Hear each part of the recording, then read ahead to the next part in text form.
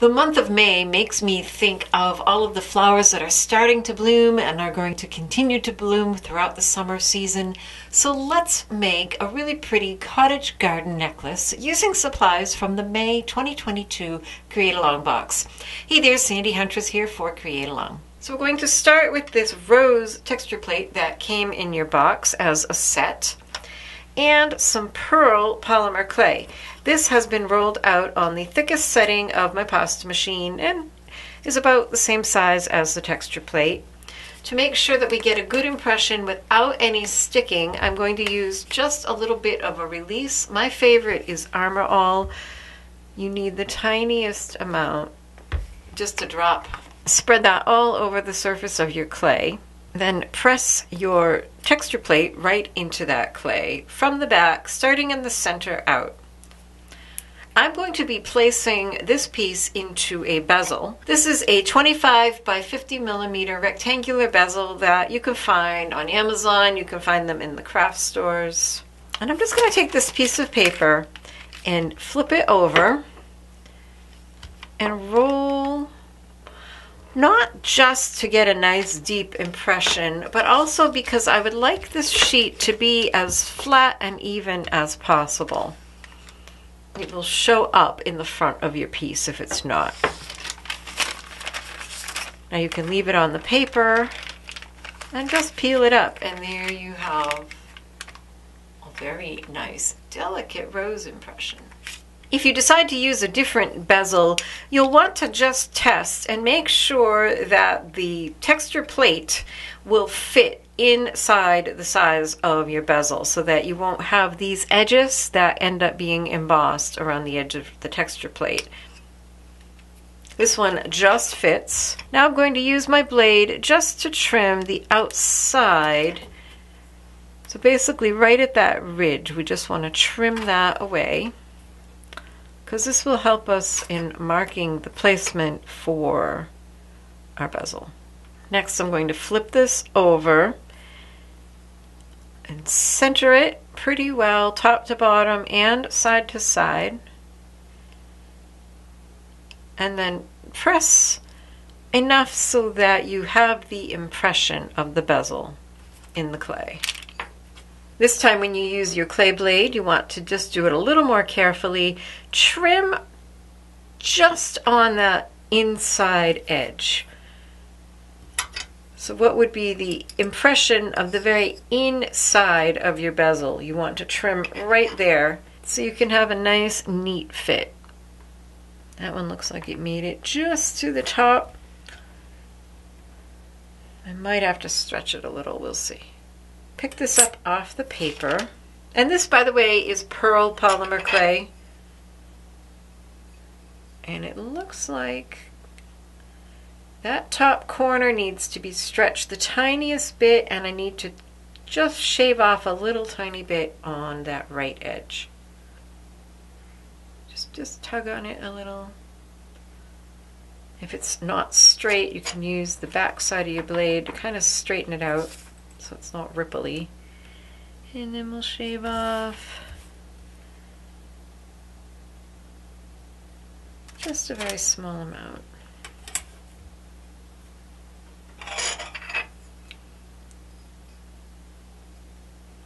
There we go. Perfect. If you find it won't come out, just ever so gently use a clay blade in the corner to release it. Next, I'm going to use this really pretty pink gold mica powder that came in the May box, and a soft fluffy brush just to color this entire thing. You can color your piece any way you like. You could use pastel powders, alcohol inks, anything at all.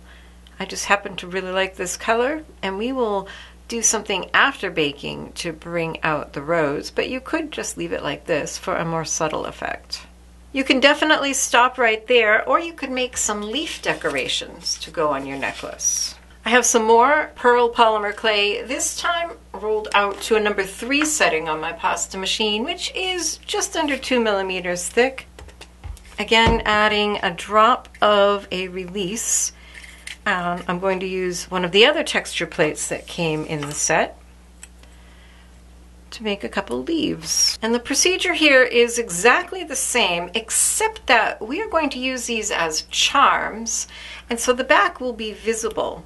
So once you get this pressed in there really well, and you can kind of tell from the front if you have it all pressed in all the detail, we're going to use the Cottage Rose texture sheet that came in the box to texture the back.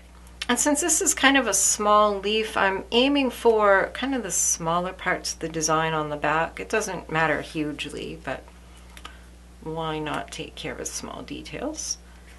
And I'm just kind of rubbing from the back. I want to smooth this out nicely and get a good impression. You can peel off your texture plate and then take off the texture sheet, and now you have texture on both sides. Of course, this is really huge in proportion to this little rose, so let's make it smaller. I'm going to use a teardrop cutter to cut out just a portion of this. This one is 25 millimeters long and about 10 millimeters at the widest point. And you can cut wherever you want along here. Just have that center vein centered with the tip of your leaf. We'll cut that out. And if you want, you can set this part aside and use it to test colors. And we can also make these a little bit more interesting. First of all, make sure you straighten out, smooth out those cut edges. And let's just make these look even more like leaves. Get yourself a craft knife and just make a couple little notches on each edge. It makes such a huge difference. So we'll just cut that. But you want this cut to kind of be in line with the line of the leaf. And then we'll just cut a little line here and cut out a little wedge.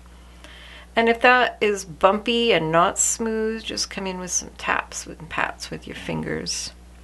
So again, we'll kind of cut in line with the line of the leaf. You don't have to cut off that much. What a difference that makes, huh? And repeat on the other side. Really, just even cutting off a tiny little bit can make a difference. Maybe a little more than that.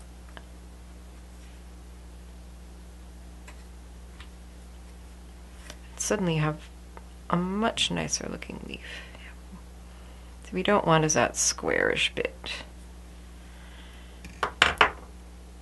And if these need to be, again, kind of tapped and patted and shaped, you can do that. You can see what a huge difference just those 4 little cuts make in making a nice, more realistic looking leaf. We can add some more shape to this, but before we do that, let's add some color. Again, if you're not sure what colors you want, then use these leftover bits to just test. I've chosen this color, and make sure when you open these, you have the threads up. I forgot earlier, and I've got pink gold mica powder all over the place. So you just tap your finger into it, and then tap your finger off a couple times.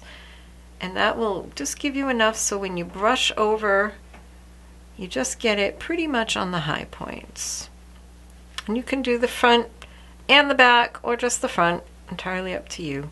And that's all I'm going to do here, just a subtle little hint of green. And once you have your color on, now you can shape these. You can pinch it a little up here, not too much because we want to drill a hole. You can give that a bit of a twist. You can kind of curve it and angle it however you want. Make as many of these leaves as you want, and then go ahead and bake them alongside your rose pendant piece. When your rose comes out of the oven, it will look something like this. I would suggest just giving it a quick rinse under running water to remove any excess mica powder, and then test your fit. If you need to, you can shave off a little bit. And you can see here why you really want to keep it as flat as possible and have it as even as possible. You might be able to see in this lower corner here where the thickness is not even and it was maybe bent up a little. Because of the reflective nature of the mica, it really does show. Now you can leave it like this, or if you want your rose to stand out a little bit more, you can color it. I experimented with a lot of different ways of coloring this flower. And what I decided to use are vintage patinas because they are very durable and it's easy to apply it to these delicate areas if you have a light touch with your finger. So this one's called marble, which just means it's white. You could use any color you want.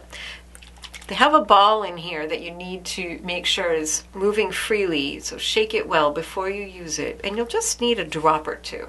I'm just going to add a drop. I have this purple paper here just so you can see it because everything is white on white. So what you want to do is dip your finger in. I've really found it's the best applicator, and then kind of tap it off until there's almost nothing left on your finger because you don't want it wet and dripping down in between your details. You just want enough, and it dries quick, so as I'm talking it's drying. So let me move a little more quickly. There we go. You just want to do a light touch, and you might want to come at it from different angles. And yes, I am getting some on the edges. We'll clean that up in just a moment. The trickiest part is the stem. But again, I can clean up those edges in a moment. So you can go over that a few times if you want it heavier. And there, now my rose is standing out kind of pretty. To clean up those excess areas, just get yourself some rubbing alcohol and a cotton swab, and it will clean that right up.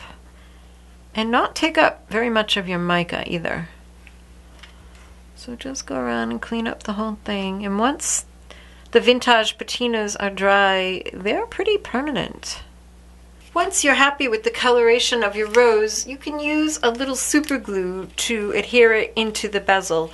This is a good place for super glue because it's not going to get any wear and tear. There's no force going to be trying to take it out unless you try to lever something in there to take it out. So you can just pop it right in there and let that dry, and there's your pendant. For the leaves, you just need to use a drill bit. I have here a 1/16 inch drill bit. And you just drill a hole near the tip. You don't want to go any closer than the thickness of the drill bit from the tip. So leave a little bit of clay up there. Polymer clay drills very easily, and you can just kind of pull it straight out to remove the excess. If you need, you can go at it from the back as well. And drill a hole so that you have a little leaf charm. To add a little bit more color and decoration to your necklace, you can add some bead dangles. I have here a head pin, a 3mm antique brass bead, and a 6mm pink coral bead.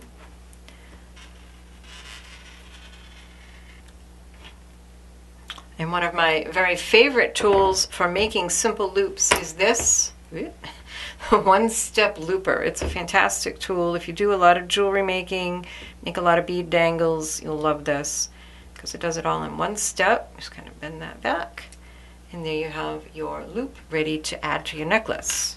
I've already finished one side of my necklace. I have here about 24 inches of necklace chain, but you use whatever length works for you. So we'll string our pendant on, and you'll just have to decide and do some counting as to how far apart you want these to be. Use a jump ring to attach your leaf charm to the chain, and use that loop you made to attach the bead dangles.